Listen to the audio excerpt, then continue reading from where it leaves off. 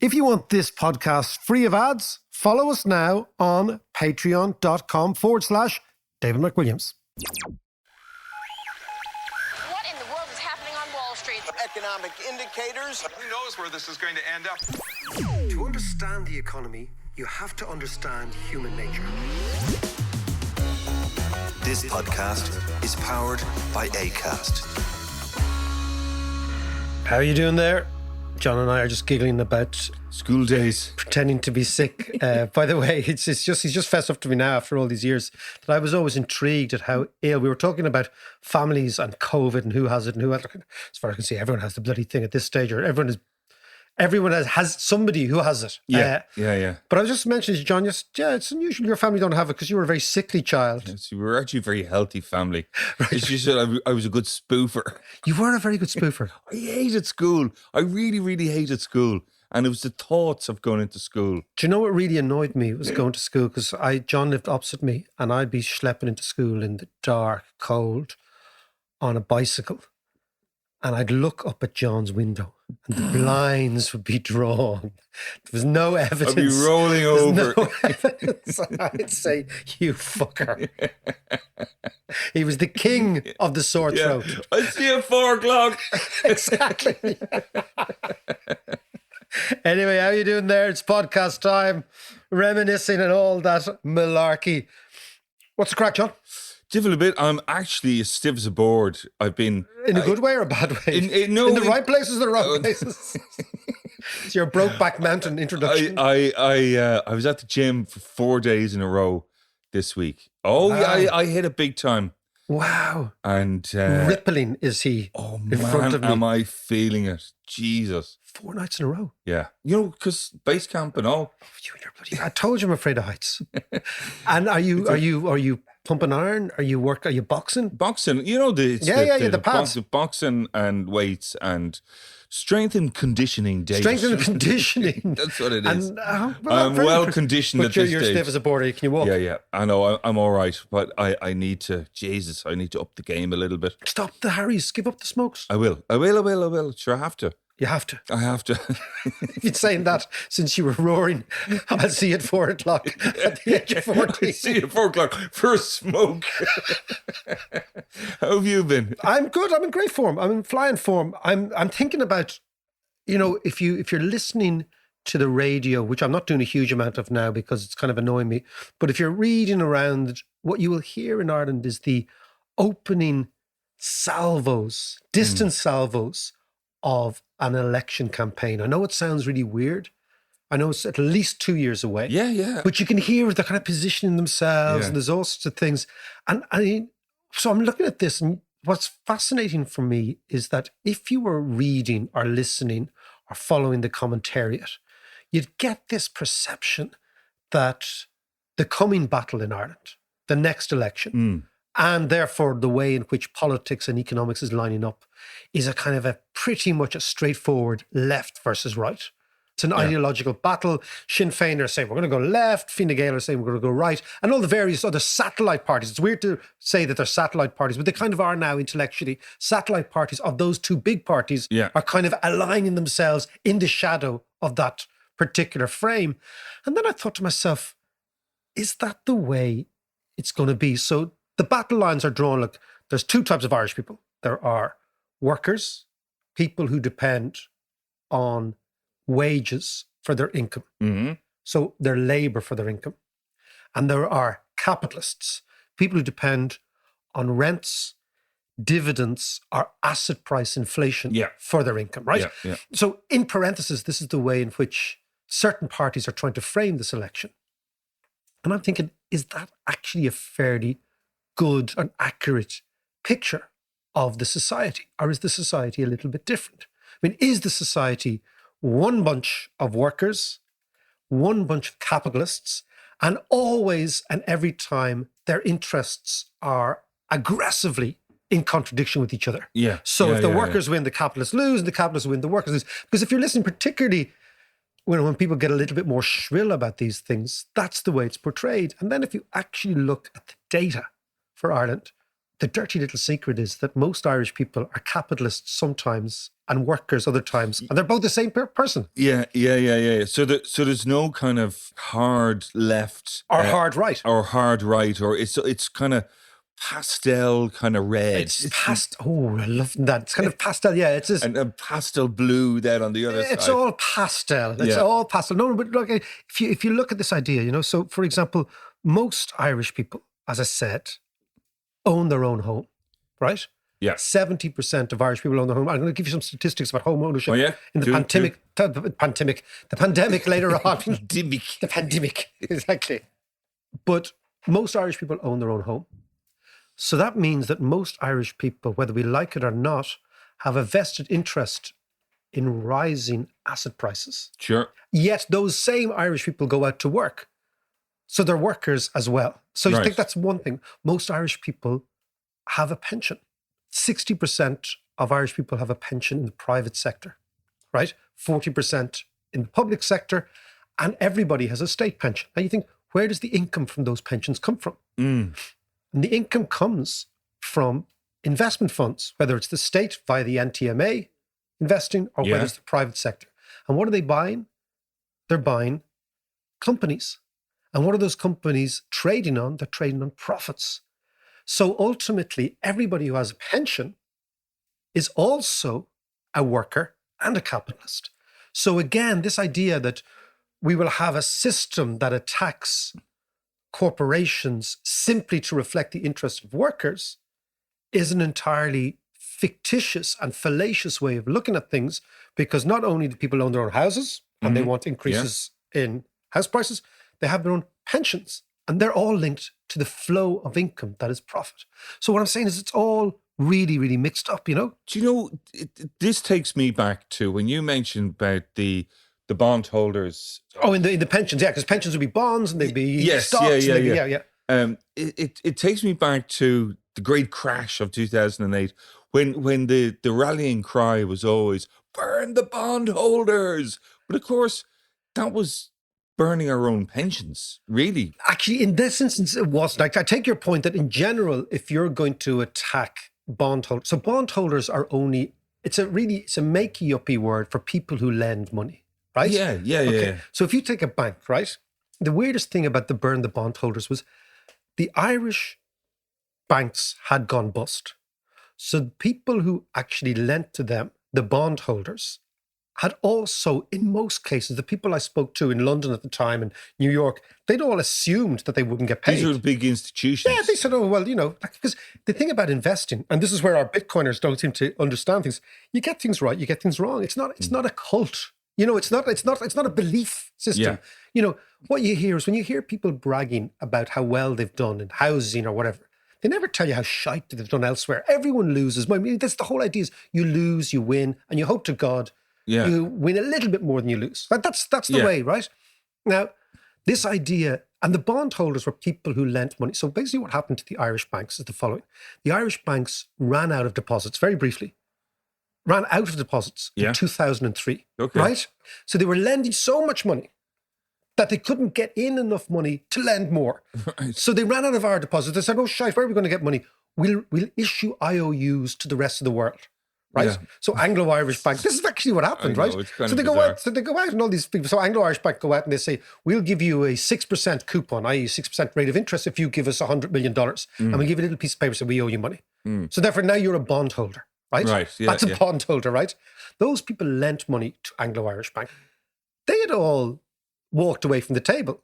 And the idea was then we had an opportunity over a 2 or 3 year period to begin the process of dissecting who should we pay back and who will we not pay back, right? And in terms of bank, I don't want to go over this. It's it's old news, but I think this is all about the different level of creditors who get paid back in the event of a bankruptcy, which is a very old part of corporate law, very, very old part of economics and finance, right? In a bank, you probably should have, people don't realize when you deposit money in a bank, you're actually lending to a highly leveraged, unstable organization, right? Yeah, that you wouldn't normally if you actually thought about it. Yeah, but you don't think about it. So people think, oh, it's my nest egg, I'll put it in there, it's safe. No, it's not. You're lending to a highly leveraged, unbelievably badly managed speculative organization, which was the Irish banking system, right? Yeah. But I think in law, what we could do is have something called trust creditors. So there's creditors in trust who actually entrust their deposits to an institution, like your mother and my mother, right? Okay, who've no idea that they're lending. When they're putting money in the bank, they have no idea I'm lending money to AIB, right? Yeah. But then you have bondholders who are professional investors. So the burn the bondholders was an interesting rallying cry because it basically says these guys already expected to have been burnt, right? But we, the Irish government, is now going to pay them back. Now the question is why? And I think it's because we were run by lawyers at the time. Oh. So lawyers are obsessed with the sanctity of contract. Okay? Okay. Now, explain that. Well, basically, if you're a lawyer, your entire thing is the contract is sacrosanct, right? But as an economist or as a financier, you're thinking the contract is only sacrosanct if there is income underlying the contract to pay it back. If it's practical. If it's practical. Yeah. And if, events, as Keynes said, when events change, I change my opinion. What do you do, sir? Right? So you're in a situation where a contract that was signed in 2004 or 5 to be redeemed in 2010 has no validity when the income in 2005 is 100 and the income in 2010 is 0. So what I'm saying is the elixir of contract law is healthy economics. Yeah. If you don't have healthy economics, so if you are in a monumental downturn where everyone's bust, the contract's null and void. And the world believes that also the interesting thing is, if by paying back your balance sheet is made worse, not better, then you're always better off doing a deal with creditors. I'm just going to ask you a completely side question, but based on your point there. Yeah. In the Brexit negotiations. Yeah. And they came to the agreement. Yeah. And more or less signed the contract. I was just wondering, can you use that same logic? No. In a bankruptcy, what actually happens is creditors line up. Do you remember when we used to play football? Yes. On the road. Yes. And everyone would line up and the best players would be picked first, right? Yeah. I was always the last. Always the last. Going goals, right? Yeah. Right? So there was always there was a hierarchy. I was usually given to a team along with a couple of chalk ices. It's not actually untrue. But there was a hierarchy of players, right? Imagine a bankruptcy is the same. There's a hierarchy of creditors. Yes. Yeah. So every creditor has to accept what they call a haircut, right? And that's the way in which bankruptcies work. And then you start again. And you can do you can have debt for equity swaps, you can do all sorts of different things. But at the end of the day, the creditor who actually lends to a company goes bust needs to pay. Yeah. That's capitalism. It's a bit like Catholicism. Catholicism without hell doesn't work. Yeah, true. You know what I mean?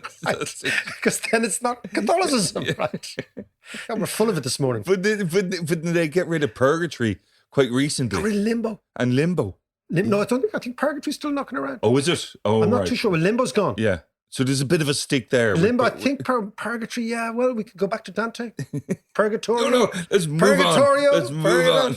Abandon all hope, all ye who enter here. That should be the watchword for this podcast. Anyway, let's come back to Ireland. Yes, please. Come back to Ireland, please, right? Please. So my point is that if you look at the way the economy is structured, so for example, again, people are saying left versus right, but we forget that the vast, vast majority of Irish businesses are micro businesses, are small business, the SME sector, right? So we're talking there's 350,000 Irish people are self-employed.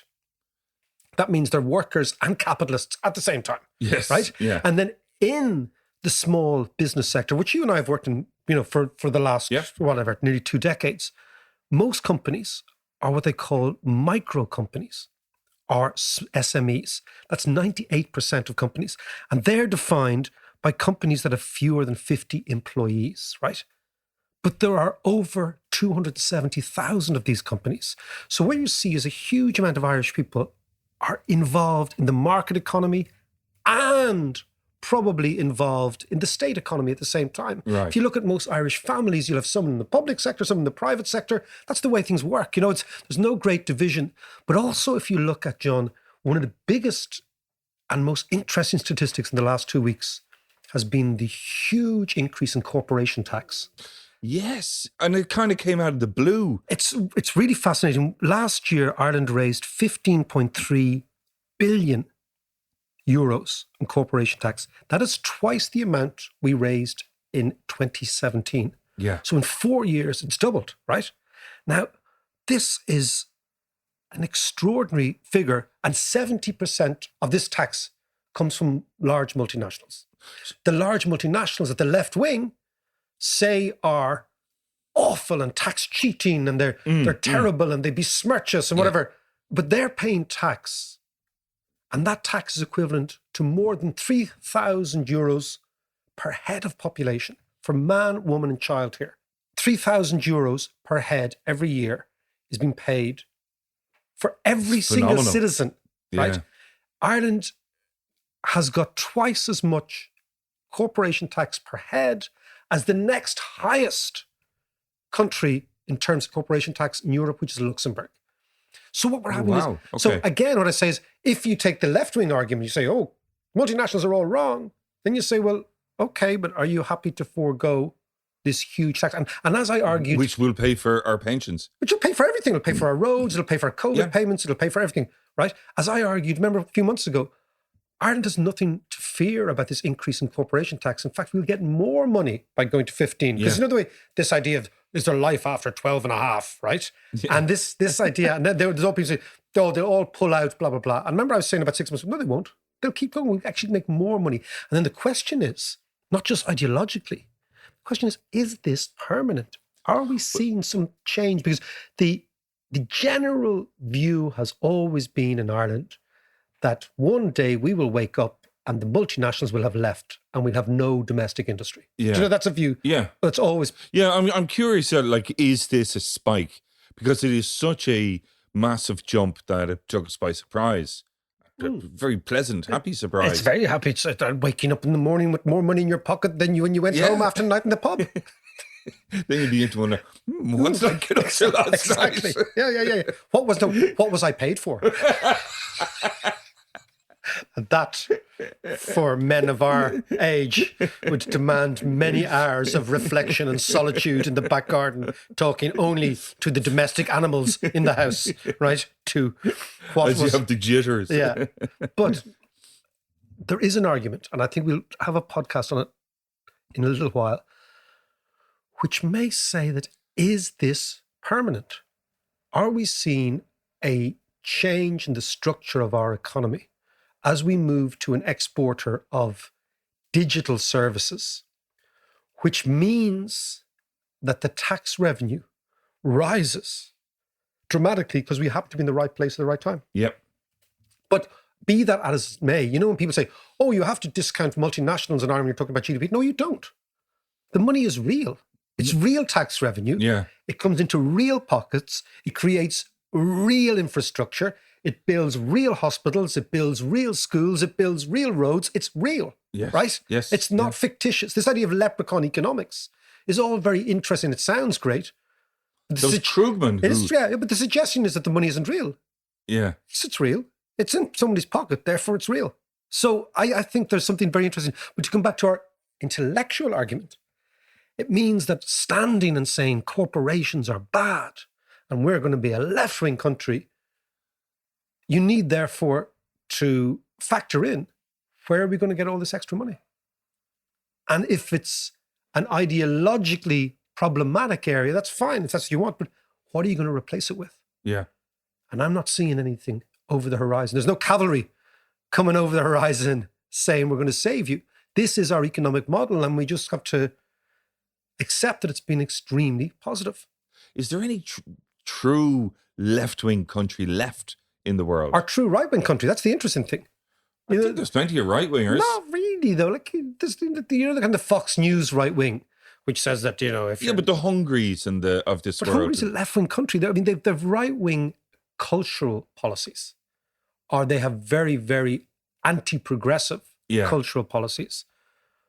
But most of Central Europe still has enormous legacies, thankfully, from the Soviet system. So they have free education, they have free healthcare. You know, so these are so the idea that there are these right-wing countries that are Friedmanite right, entirely driven by the market. They don't exist. Maybe Chile. Chile is one country that probably Oh, really? went down. Yeah, Chile went down the Chicago school route after Pinochet came in and was an extremely, in comparison to other Latin American countries, was extremely right-wing, as we would describe in economic terms. So privatized everything, privatized health insurance, privatized health, privatized everything. Now they have the most left-wing president in Latin America, who happens to be a Croat, by the way, happens to be the Chilean Croats. He's 34 years old. He was the head of the student rebellion. They had a very extraordinary rebellion, in Chile a couple of years ago. Yeah. He's now Don't do rising prices. rising ticket prices on the metro. Yeah. That's what sparked it, right? Yeah. But he is now. So Chile used to be very right-wing, it's now gone very left-wing. So my point is that the economy is like us. It's messy. It's kind of shape-shifting. It's inconsistent. It's like life. Life is messy. Yeah. And the idea that somebody comes in and tries to superimpose a right-wing clean line view or a left-wing clean line view, in my opinion, isn't really grasping what happens. And this, of course, is hugely important, which we'll talk about in a minute. Okay, Mark. So 2 years' time, we're heading for an election. Yeah. So give us a rundown. What will the kind of the state of play be, do you reckon? Well, you see what How are we going to distinguish, between the parties? Well, what I'm saying is Kevin Cunningham a couple of weeks ago, our pollster, very good, said, look, there's no point asking people questions about politics and who they're going to vote for until people's heads are in the election space. Yes, that's right. Yeah.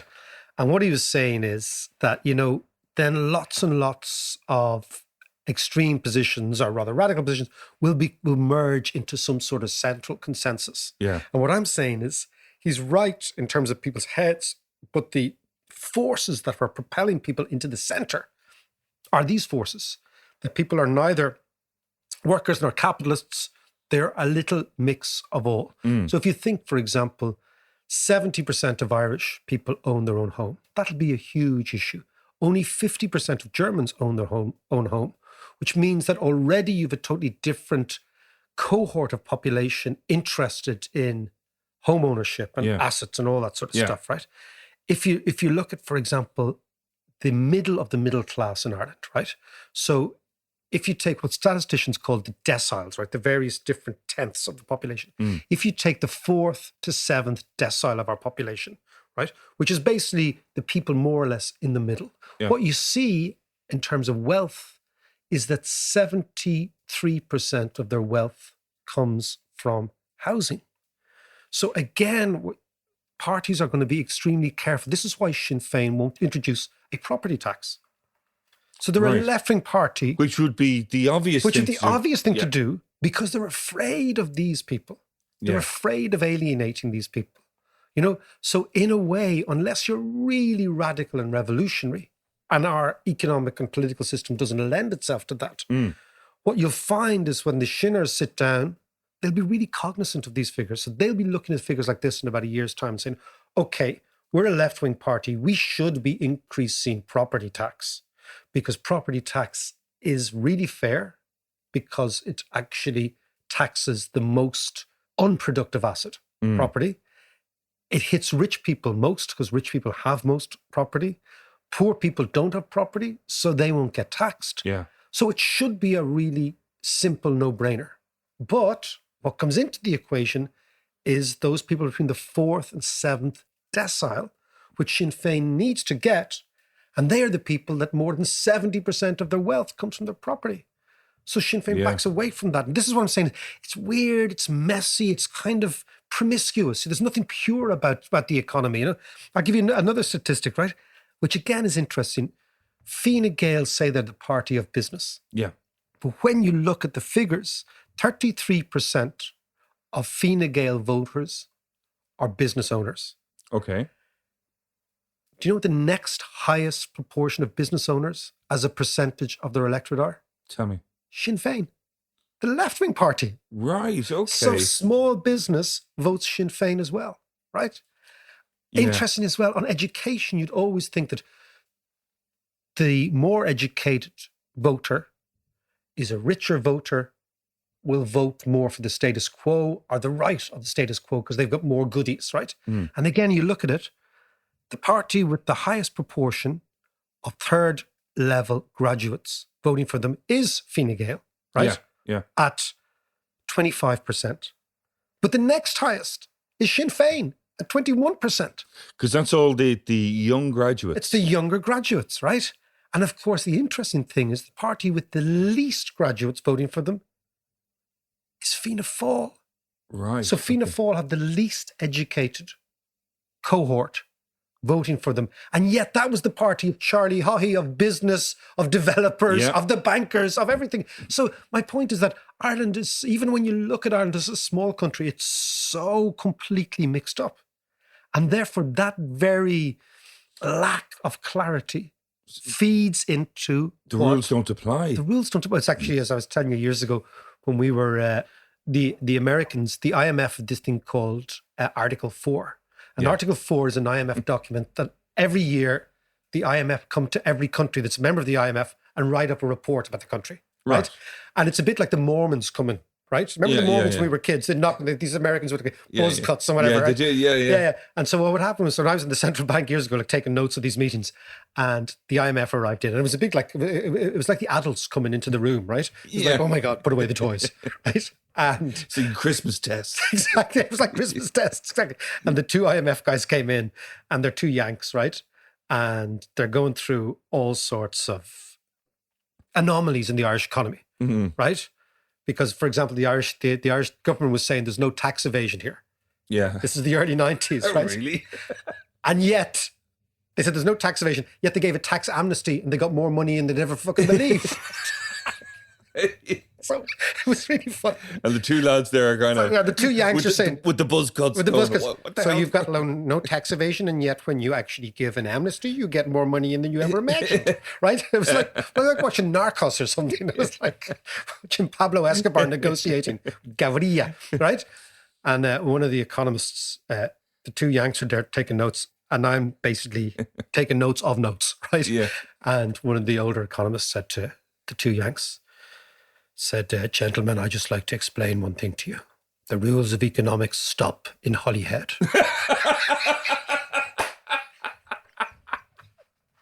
That is such a great one. But so if you think about it, right, the rules of politics, right, are all mixed. There is an economic insight. There is an insight into the running of this country, right? But if you think about it, and this is where we land, all the political parties are now staking out their purest position today. Like, we're left wing, we're right wing, we're this wing, we're that wing. As their backroom staff begin to crunch the numbers, we're doing them a favour, actually. You should listen to the podcast. Yeah. Actually, by the way, we've done you a favour. Shinners, Fianna Fáil, Fine Gael, just listen to Transcripts us. Transcripts will be available at the end of class. Exactly, as we said. Notes of notes will be available at the end of class.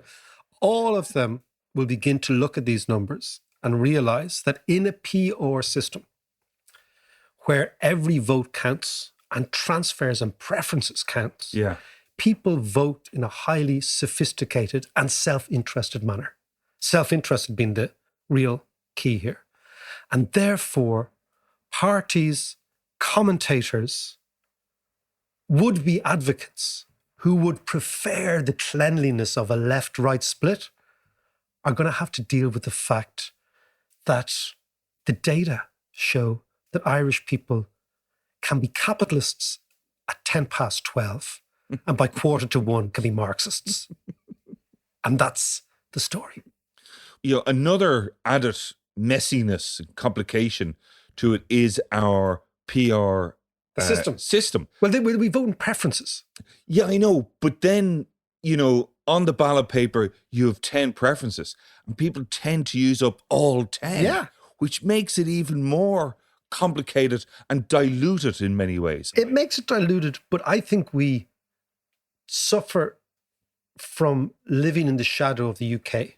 And we believe that in some way our system is an oddity and their system, the first past the post system, is normal. They're the only country in the world with first past the post. Yeah. Only country in the world with that profoundly unsophisticated. No, but I'm not dissing the PR system. But you're right. It makes it really tricky. It means that politicians at election time have to be hyper cognizant of a variety of things. Now, the problem, and you've identified this, is right. It makes it very hard to govern. Yes. Because if you want to govern and say, okay, so for example, housing, right? You think we want to build 40,000 new houses. We want to build them in cities. We want to build it like a European country. Then you have all these NIMBYists, right? Say, not here, not in my backyard. We're YIMBYists, as we know. Yes, in our backyard, right? Yeah. But NIMBYists, and they form little coalitions, and those little coalitions can garner lots of people. And then at election time, if you take someone like even, our former Taoiseach, soon to be Taoiseach, again, Leo Varadkar, only got elected on the 5th count. But this is kind of what I was getting at, a well-organised residence committee in Castleknock can actually be the difference between him strutting around at European meetings or him looking for a job in a PR company. Just before you go, I just want to take this opportunity to thank you all so much, genuinely, for your generosity in giving us a little bit of your time each week while we have a bit of crack and talk about all sorts of good stuff. And I especially want to thank all our Patreons who make all this possible. And if you want to join us on Patreon, there's loads of extras. Not only ad-free episodes, but Macca has also put together 2 economics courses complete with reading lists, notes, and all sorts of good stuff. So join us on Patreon. That's patreon.com/David McWilliams. Thanks again. Chat to you soon.